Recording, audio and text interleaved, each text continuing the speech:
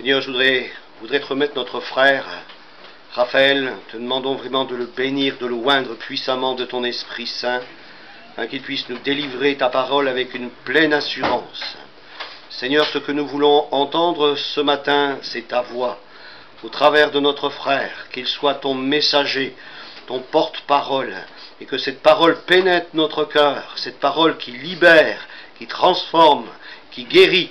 Seigneur, nous voulons t'accueillir ce matin au travers de ta parole, que ton onction soit sur notre frère et que des paroles prophétiques soient données, des paroles de sagesse, des paroles de connaissance, qu'il y ait des révélations qui soient communiquées au travers de ta parole qui est vivante, qu'elle soit pleinement efficace ce matin, que les cœurs s'ouvrent à cette parole et puissent l'accueillir dans le nom de Jésus-Christ. Amen. Amen. Oui, c'est juste.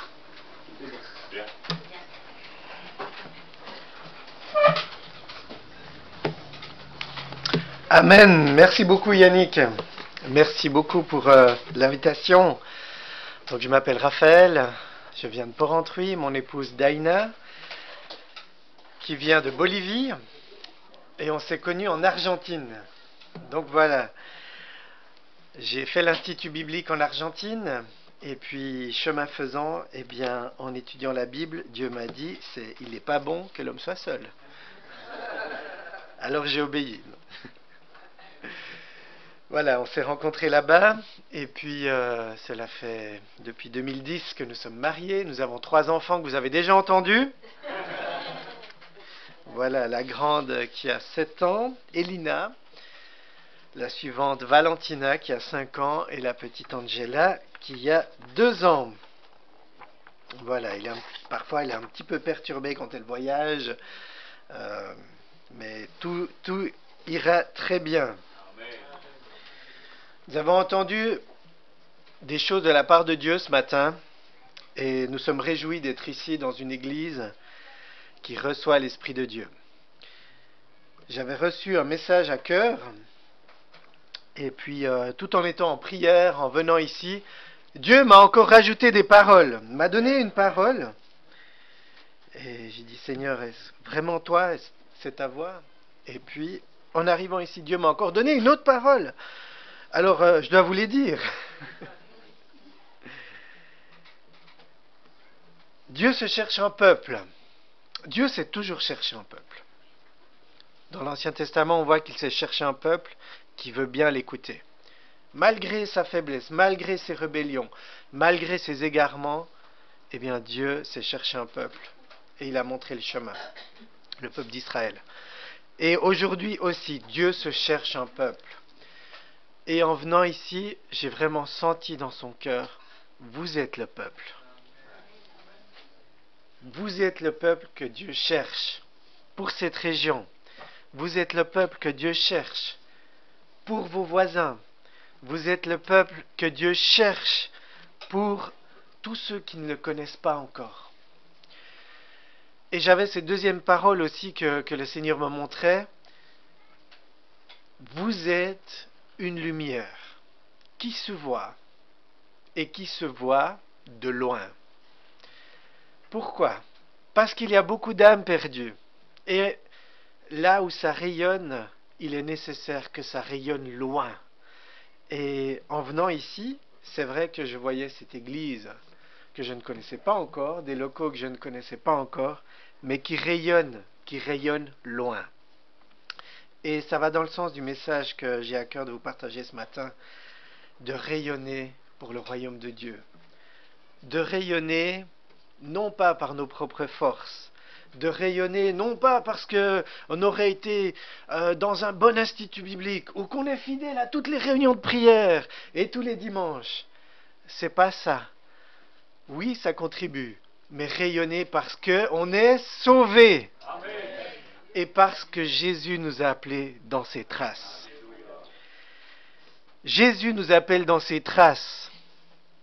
Pourquoi est-ce que Jésus est venu jusque sur cette terre pour nous montrer le chemin? Il est venu, il a pris ses disciples avec lui pendant 3 années. Il leur a dit, suivez-moi, venez dans mes traces. Venez sur mon chemin. Et après, il a donné sa vie à la croix et son sang a coulé afin que nous puissions être lavés de tout péché. Et nous, alors, qu'est-ce qu'on doit faire? On doit croire, avoir la foi, on doit le recevoir dans nos cœurs, on doit être libéré de tout fardeau, de tout péché, et on doit recevoir son Saint-Esprit pour être des lumières. Allons à l'évangile de Matthieu, juste avant le sermon sur la montagne que l'on connaît. Matthieu chapitre 4, à partir du verset 17 jusqu'à 22, 25, on va même lire. Ça va, vous me comprenez, j'ai pas un accent trop bizarre? Ok. Gloire à Dieu. Matthieu 4. Dès lors, Jésus commença à prêcher et à dire: Repentez-vous, car le royaume des cieux est proche. Au bord de la mer de Galilée, il vit deux frères, Simon appelé Pierre et André son frère, qui jetaient un filet dans la mer. En effet, ils étaient pêcheurs. Vous connaissez la pêche ici au bord du Doubs, j'imagine. Je ne sais pas s'il y a des pêcheurs parmi nous. Ah oui, c'est une belle activité. Il leur dit: Suivez-moi et je vous ferai pêcheurs d'hommes. Aussitôt ils laissèrent les filets et le suivirent. En allant plus loin, il vit deux frères, Jacques, fils de Zébédée, et Jean son frère, qui étaient dans une barque avec Zébédée leur père, et qui réparaient leurs filets. Il les appela, et aussitôt ils laissèrent la barque de leur père et le suivirent. Jésus parcourait toute la Galilée, et il enseignait dans les synagogues, prêchait la bonne nouvelle du royaume et guérissait toute maladie et toute infirmité pour le peuple. Sa renommée se répandit dans toute la Syrie. On lui amenait tous ceux qui souffraient de maladies et de douleurs diverses, des démoniaques, des lunatiques, des paralytiques, et il les guérit. De grandes foules le suivirent, de la Galilée, de la Décapole, de Jérusalem, de la Judée et jusqu'au-delà du Jourdain. J'étais réjoui tout à l'heure du témoignage de notre frère, du témoignage de guérison. Oui, Dieu guérit encore aujourd'hui. Et il est nécessaire de s'approcher de lui. Il est nécessaire de venir dans ses pas et recevoir ce qu'il a pour nous. De quoi est-ce qu'on rêve? De quoi est-ce que vous avez rêvé depuis votre enfance? Il y a certains individus, ils rêvent de devenir des sportifs. Certains rêvent d'avoir une maison tranquille, cachée dans une forêt. Certains rêvent de devenir des champions. Certains rêvent de devenir président de la France. Ça peut arriver. Peut-être c'est un mauvais rêve. Oui. Plus glamour, certains rêvent d'être acteurs, actrices. Alors ne vous dénoncez pas. J'aimerais vous partager quelques éléments d'histoire du peuple juif à l'époque de Jésus, sans vouloir vous faire repasser des classes d'histoire. Peut-être c'est un mauvais souvenir, mais il est bon de se replonger dans le contexte pour comprendre un petit peu des choses de l'époque. Allons à l'époque de Jésus, de cette époque où Simon-Pierre était dans la barque, Jacques, Jean, André, et ils ont été appelés.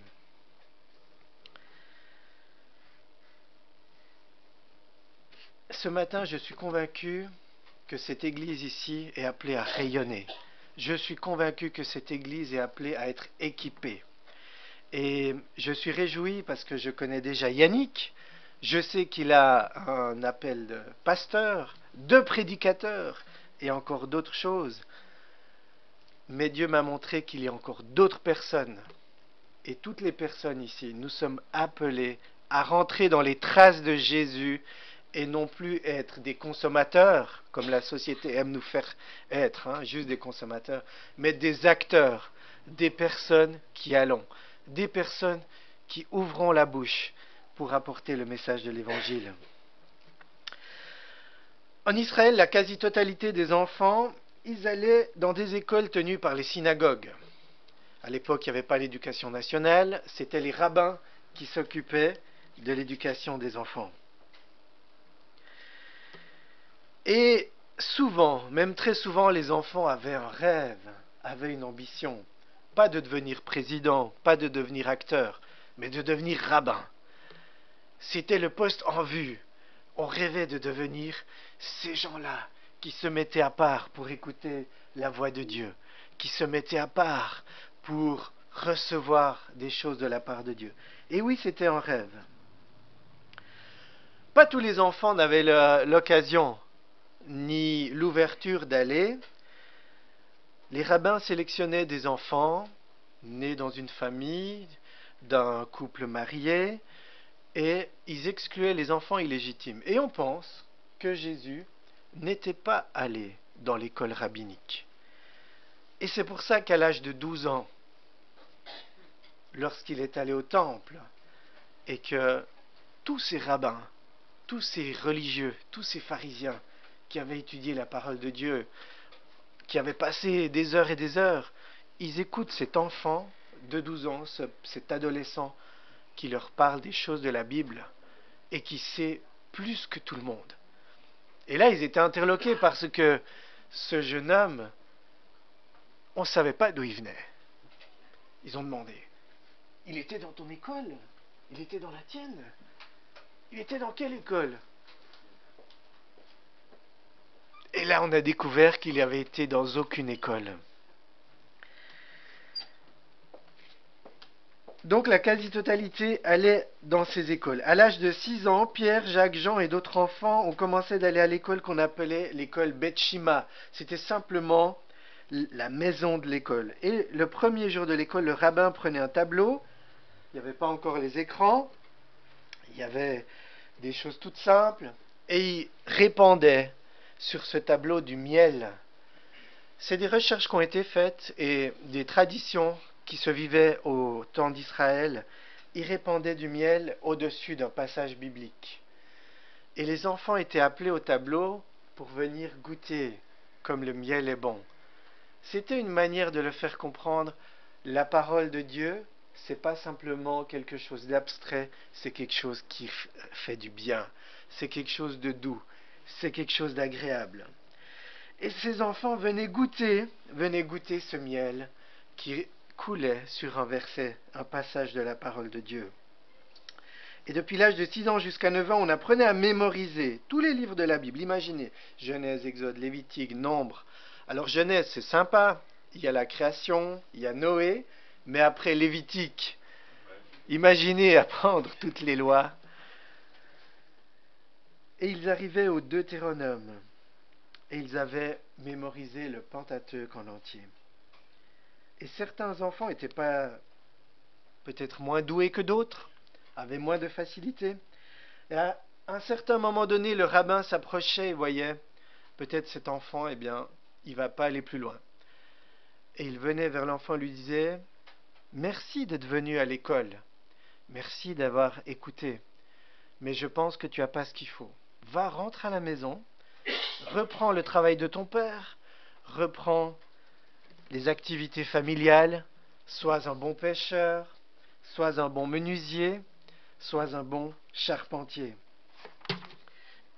Et ces enfants rentraient à la maison parfois avec le cœur déchiré, en disant, « Eh bien, je ne serai pas rabbin. Mon rêve, il s'arrête là. » Mais pour ceux qui avaient été sélectionnés, le rêve continuait. Et à l'âge de 9 ans, ils entraient dans une école encore plus exigeante, où ils apprenaient à mémoriser le reste des Écritures.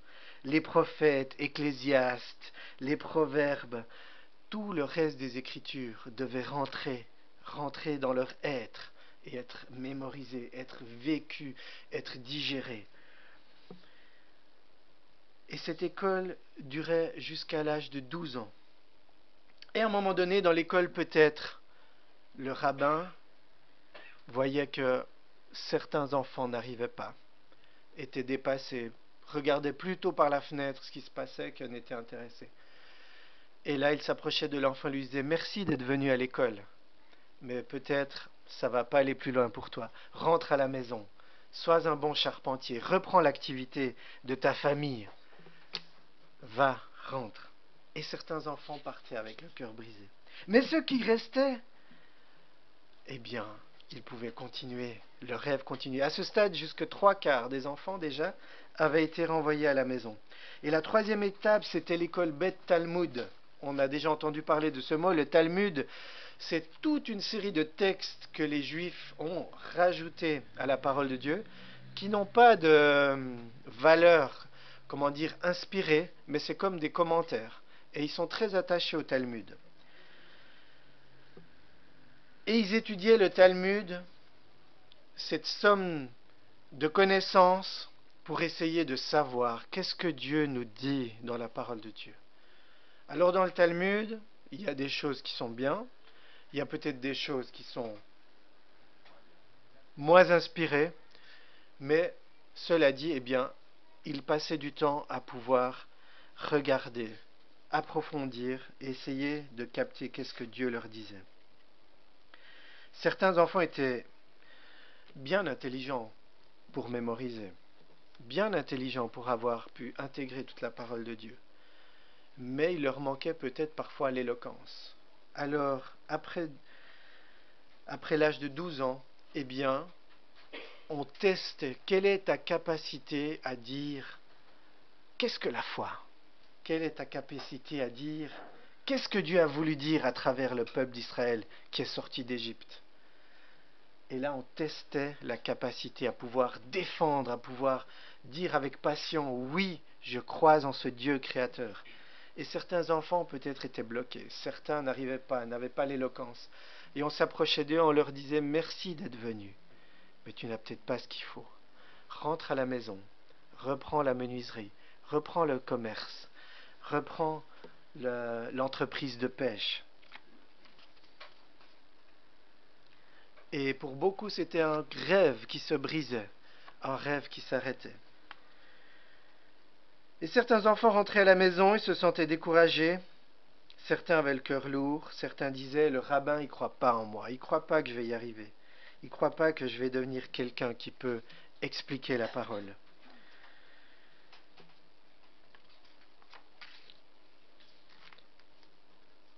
Et ceux qui avaient passé cette étape de l'école du Talmud, ils se cherchaient un maître.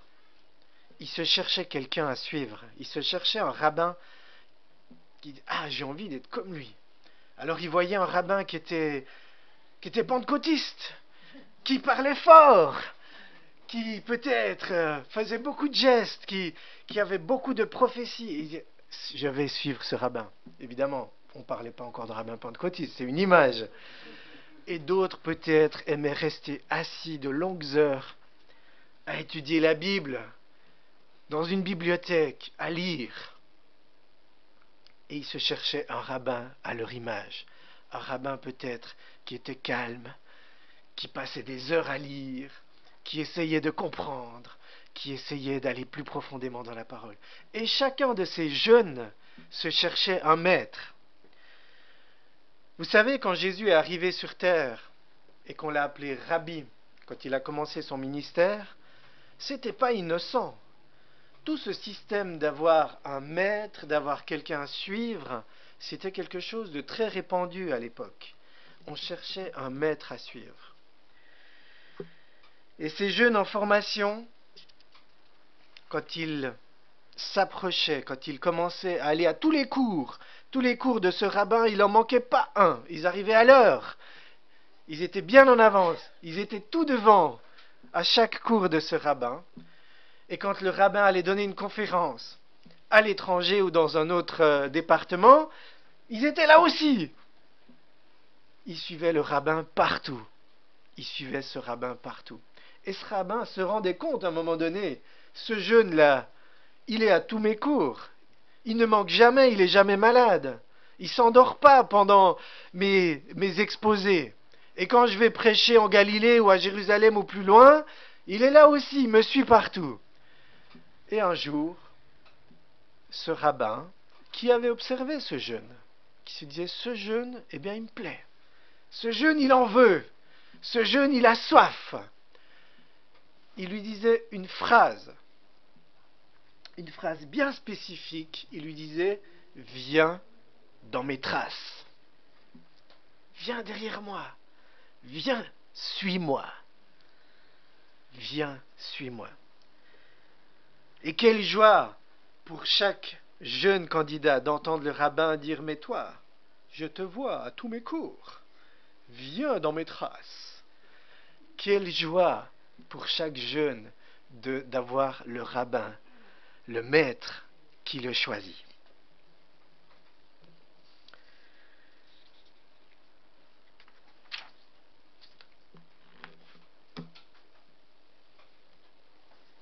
Et tous les temps de temps, et cette école durait de l'âge de 15 ans à l'âge de 30 ans.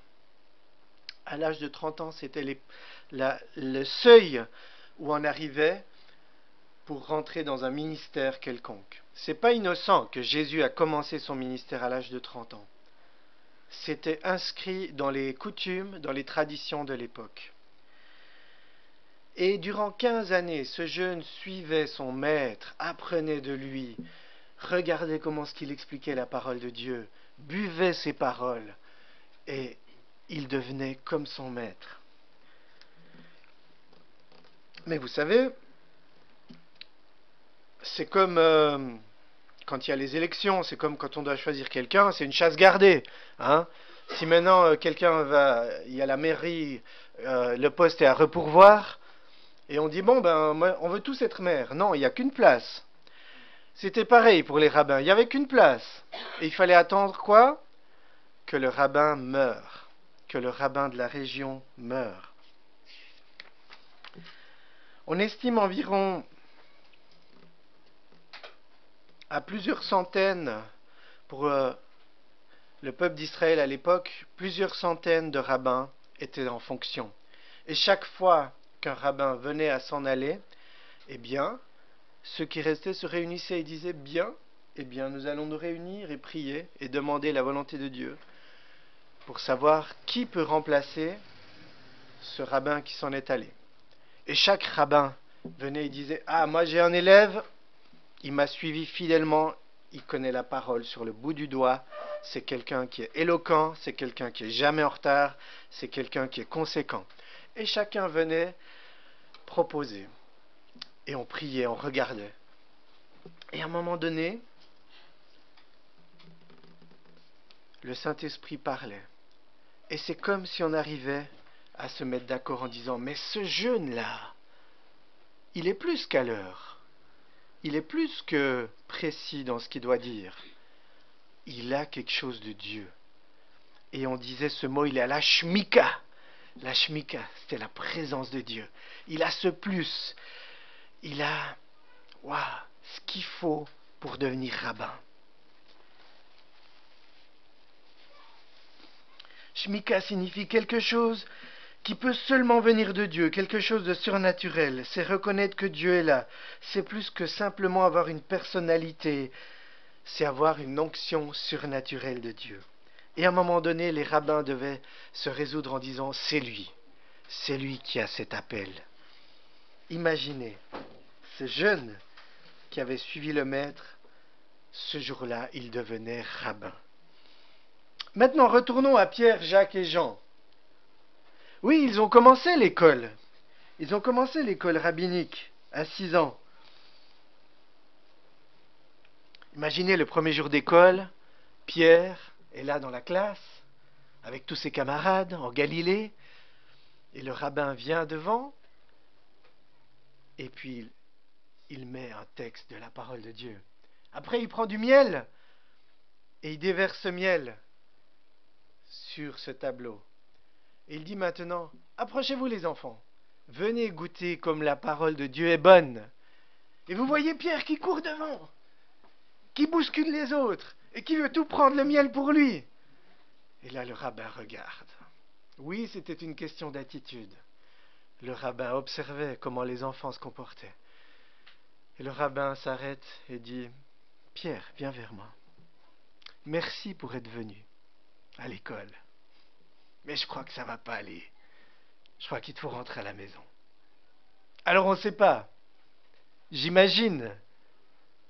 Mais peut-être ça s'est passé comme ça. À un moment donné, Pierre a été renvoyé à la maison. À un moment donné, Jacques a été renvoyé à la maison. À un moment donné, André, Jean, tous les apôtres ont été renvoyés à la maison. Aucun n'est devenu rabbin. On ne sait pas s'ils ont fait l'école de base, on ne sait pas s'ils ont été renvoyés à la maison à l'âge de 12 ans, on ne sait pas s'ils ont fait jusqu'à l'âge de 20 ans, mais à un moment donné, ils ont tous eu cette phrase « Je crois que tu n'as pas ce qu'il faut. Va, rentre à la maison, sois un bon ouvrier, sois un bon artisan, sois un bon médecin, sois un bon pêcheur, mais tu n'as pas ce qu'il faut. » Et ils étaient rentrés à la maison. Jésus, vous le savez, est né alors que Marie était fiancée. Ça crée un scandale. Ça crée un scandale. Jésus a été conçu, pardon. Il est né après, ils se sont mariés. Mais Jésus a été conçu alors que Joseph n'avait pas encore connu Marie. Et c'est pour ça que, aux yeux de la société de l'époque, Jésus avait été considéré illégitime. Un enfant qui était né hors mariage. Et un enfant qui n'avait pas le droit d'aller à l'école des rabbins. Mais comme on l'a vu déjà, à l'âge de 12 ans, au temple, il a plus de sagesse et il surprend tous ces rabbins spécialistes. Et on n'arrive pas à trouver de quelle école il vient, parce qu'il n'était pas allé dans ces écoles rabbiniques. Et Jésus, à l'âge de 30 ans, commence son ministère,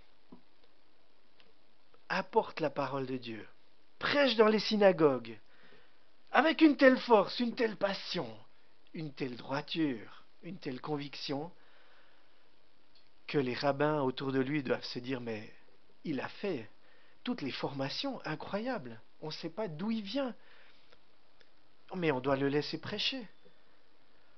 Oh, peut-être que certains voulaient essayer de prêcher, on les a mis dehors, mais on voit que Jésus prêche dans les synagogues. Plusieurs fois, il est dit, il prêche dans les synagogues. Sa sagesse, son autorité est reconnue. Et même, il ne fait pas que de la théorie. Il fait quoi? Il ose guérir des malades. Alors que peut-être on était tombé dans une époque où la théorie avait pris tout l'espace, où on s'arrêtait juste à étudier les textes bibliques, mais qu'on n'osait plus sortir dans la rue pour apporter le message, pour aller vers les gens qui en ont besoin. Et ce Jésus, il connaît, il a une connaissance extraordinaire. Mais non seulement ça, il sort. Il va dans les rues. Il va vers ceux qui ont besoin. Il va vers ceux qui ont soif. Et là, on voit vraiment, c'est fort. Ça me touche parce que c'est le Seigneur qu'on veut suivre. C'est le Seigneur que nous voulons aimer. C'est le Seigneur qui est dans la pratique, qui est dans le concret de nos vies, de nos âmes. Et ce rabbin, ce maître qu'on appelle Jésus, il va dans la rue, il va au bord, là où on trouve les gens, et un jour il s'arrête et il demande à Pierre,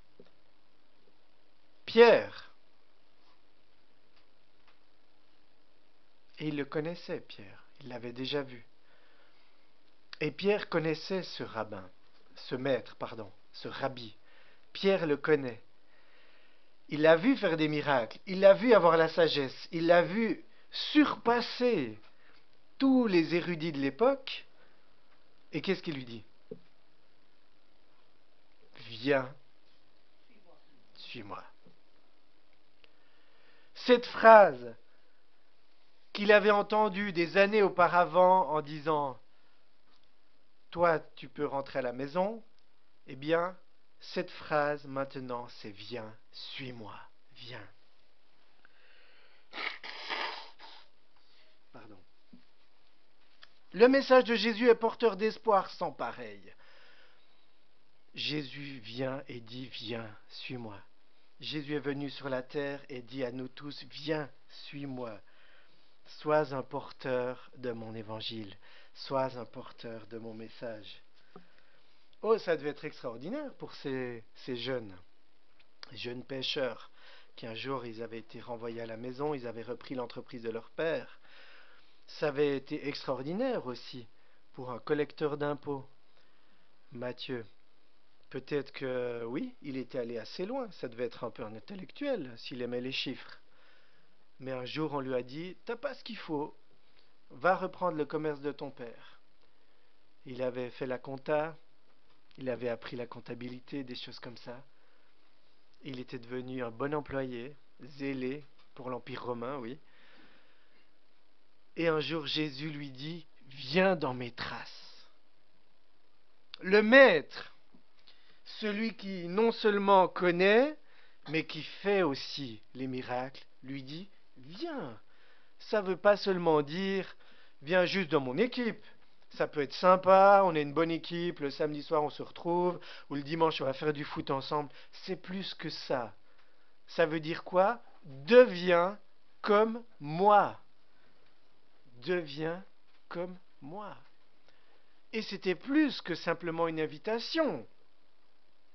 C'était une certitude.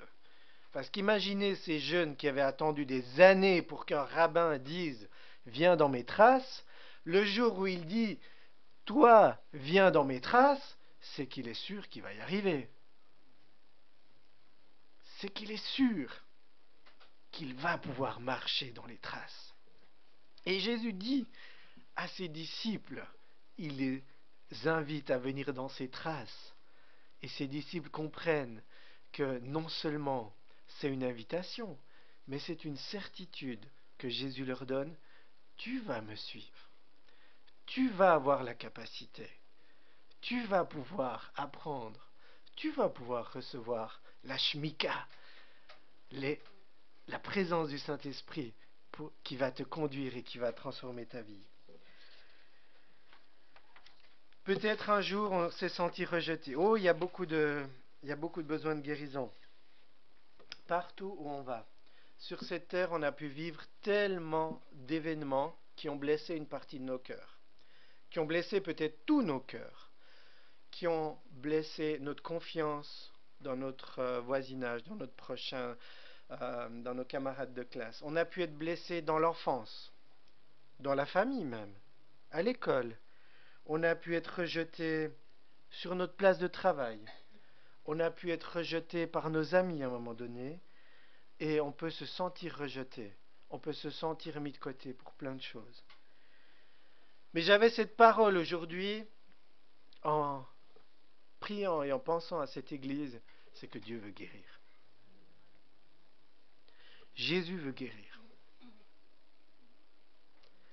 Et la première chose, c'est que Jésus te dit, viens, suis-moi, viens dans mes traces. Viens dans mes traces et je sais que tu vas y arriver. Si tu as la foi en moi, si tu viens dans mes traces, oui, tu en es capable.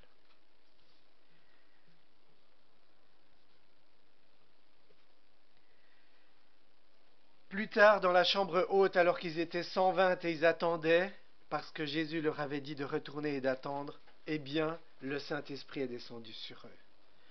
Le Saint-Esprit, ce plus, ce que les rabbins appelaient quelque chose d'extraordinaire, quelque chose qui vient d'en haut. Eh bien oui, ça vient d'en haut. Le Saint-Esprit est descendu sur eux et les a envoyés.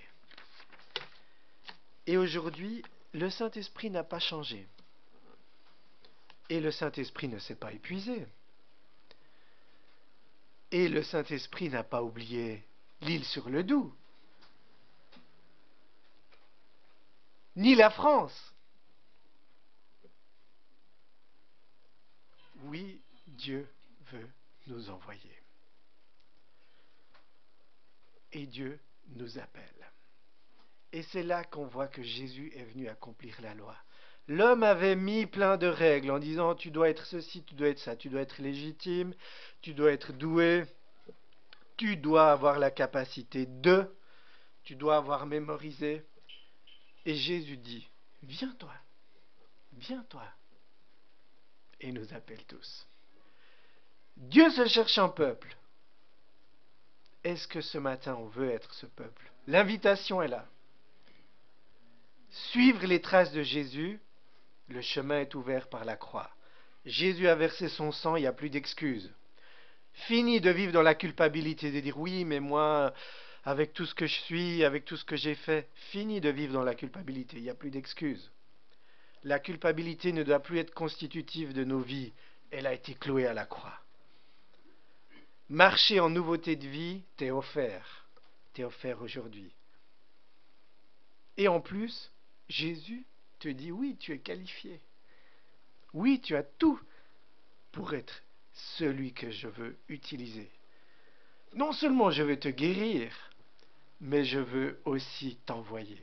Non seulement tu vas être transformé, mais je veux que tu sois aussi celui qui brille au loin. Et oui, je voyais cette image de l'église de l'Île-sur-le-Doubs qui brille loin. Il y a besoin de briller loin, parce que la France est grande. En Suisse aussi, il y a besoin de briller loin, il faut passer sur les montagnes. Est-ce que nous voulons briller loin ce matin? Levons-nous, j'aimerais qu'on passe un temps de prière ensemble.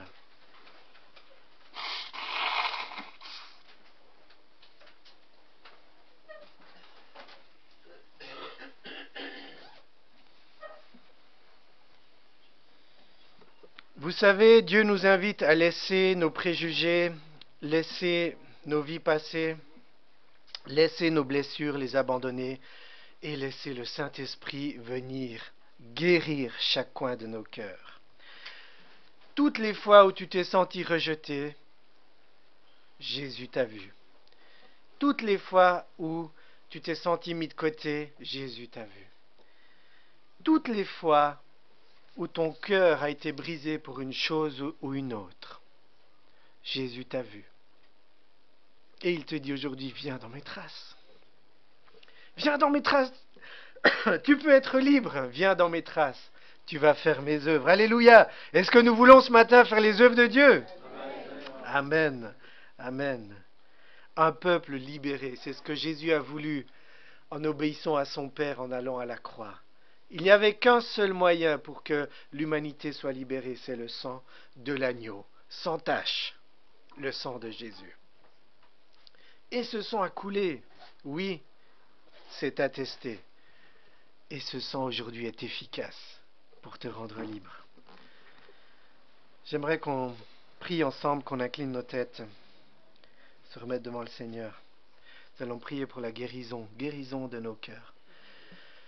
Seigneur Dieu, merci car tu as envoyé Jésus-Christ, ton Fils, sur la croix pour nous sauver.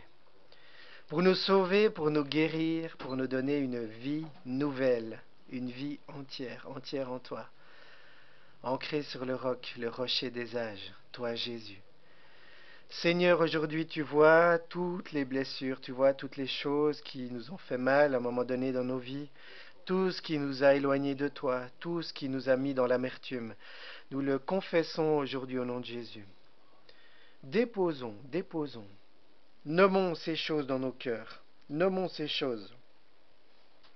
Chaque événement, des moqueries peut-être, des moments où tu t'es senti rejeté par un enseignant, par un maître d'apprentissage, par un collègue, par toutes sortes de personnes. Mais aujourd'hui, Jésus te dit, viens, je te guéris. Mon sang efface toutes ces plaies et te guérit aujourd'hui. La guérison vient sur le peuple de Dieu. La guérison vient sur le peuple de Dieu. Comme la guérison est venue au jour d'Israël, quand il était dans le désert, il regardait au serpent sur la croix, sur ce bois, et c'était la figure de Jésus. Et aujourd'hui, on peut regarder Jésus qui a donné sa vie il y a 2000 ans pour nous. Jésus qui a donné sa vie pour nous et nous guérit. Jésus qui nous dit, il n'y a plus aucune condamnation pour ceux qui sont en Jésus-Christ. Il n'y a plus aucun fardeau de culpabilité, il n'y a plus aucun fardeau de rejet. Merci Seigneur, car tu passes dans les rangs avec ta main guérissante, avec ta main toute puissante. Merci Saint-Esprit, parce que tu nous équipes, tu nous envoies dans la moisson. Et Seigneur, aujourd'hui, je te prie de lever la foi dans nos cœurs, que nous ne soyons pas arrêtés par ce que nous voyons. Nous voyons parfois une montagne en face de nous, mais toi, Seigneur, tu vois un chemin aplani et ouvert. Et Seigneur, nous voulons proclamer un chemin aplani et ouvert pour cette région. Pour cette ville de l'Isle-sur-le-Doubs, Seigneur, nous voulons proclamer un chemin ouvert, aplani, où chaque ouvrier, ouvrière peut marcher, peut avancer, proclamer ta parole. Seigneur, nous voulons proclamer que plus rien ne peut nous abattre, même s'il y a des épreuves. Tu es avec nous, même s'il y a des moments difficiles, tu es avec nous et tu nous relèves. Oui, Seigneur, notre confiance est en toi. Notre confiance est en toi. Et comme tu as dit aux disciples que tu as appelés, viens, viens, suis-moi. Tu le dis aujourd'hui. Tu le dis aujourd'hui à chaque personne ici présente. Viens, suis-moi. Oui, je crois en toi. Je crois que tu vas y arriver. Je crois que tu peux être mon témoin. Mon témoin dans cette ville, dans cette région. Je crois que tu peux être celui que Dieu guérit. Je crois que tu peux être celui que Dieu relève. Je crois que tu peux être celui que Dieu équipe, que Dieu envoie dans la moisson. Ô Seigneur, nous voulons te louer, nous voulons te bénir parce que tu es le même hier, aujourd'hui, éternellement. Tu as marché sur les rives du lac de Galilée, mais tu marches aujourd'hui encore dans nos régions. Tu marches et tu appelles des gens. Tu marches aussi sur les rives du Doubs, tu marches sur les rives de la France, Seigneur. Et tu appelles, et tu envoies, tu guéris, tu sauves. Seigneur, nous avons soif de voir ton œuvre se répandre encore plus autour de nous. Ô Seigneur, nous voyons toutes ces âmes assoiffées. Ô Seigneur, donne-nous ta compassion. Il est dit, tu as regardé les foules et tu avais la compassion. Tu les as vues, Seigneur, perdus, mais tu savais qu'il y avait un chemin. Et Seigneur, oui, nous savons qu'il y a un chemin. Donne-nous ta compassion, Seigneur. Et oui, les foules vont venir vers toi pour être sauvées. Oui, Seigneur, nous voulons proclamer que ta volonté se fasse. Que ta volonté se fasse sur terre comme au ciel. Nous voulons vraiment placer notre foi en toi, Seigneur, et dire merci. Merci car tu appelles encore aujourd'hui. Béni sois-tu. Béni sois-tu. Et nous voulons aller dans la moisson avec l'adoration. Non pas le mécontentement, la comparaison. Non pas en disant, ah, le frère, peut-être il a pas fait tout ce qu'il fallait. Non, nous allons avec l'adoration. Nous allons en disant merci au roi des rois. Nous allons en te glorifiant, Seigneur, te glorifiant pour le pasteur, te glorifiant pour toutes les personnes qui sont engagées, te glorifiant, Seigneur, pour cette église, te glorifiant pour la fraternité. Nous allons dans la moisson débarrassés de toute amertume, de toute comparaison, de toute critique. Nous allons dans la moisson libre, libre car Jésus a rendu libre. Oh oui, Jésus, tu aurais eu de quoi critiquer un collecteur d'impôts, un pécheur qui fait peut-être pas bien son boulot. Mais Seigneur, tu les as choisis, tu nous as choisis, tu ne regardes pas à nos défauts. Et nous aussi, nous ne voulons pas regarder aux défauts des autres. Nous voulons regarder au Saint-Esprit qui est parfait et qui agit en nous. Seigneur, nous voulons regarder au chemin de sanctification. Oui, tu nous relèves, Seigneur, tu nous apprends à marcher. Nous voulons regarder nos frères et sœurs comme des personnes à aimer, à aider, à relever, à prendre par la main, Seigneur. Nous voulons regarder, oui, tout ce que tu fais à travers eux, Seigneur. Merci pour le frère ce matin qui a donné son témoignage, qui est venu chanter ici. Merci, Seigneur, pour ce chant qu'il a composé. Et je te prie que ce chant puisse aller dans toute cette région, Seigneur Jésus. Merci pour tous ceux qui donnent le témoignage. Merci, Seigneur, parce que, oui, tu as choisi nos mains, nos pieds, qui sont bien parfaits pour apporter ton évangile, qui lui est parfait. Et Seigneur, nous te disons, béni soit ton nom, béni sois-tu. Amen. Amen. Que Dieu vous bénisse.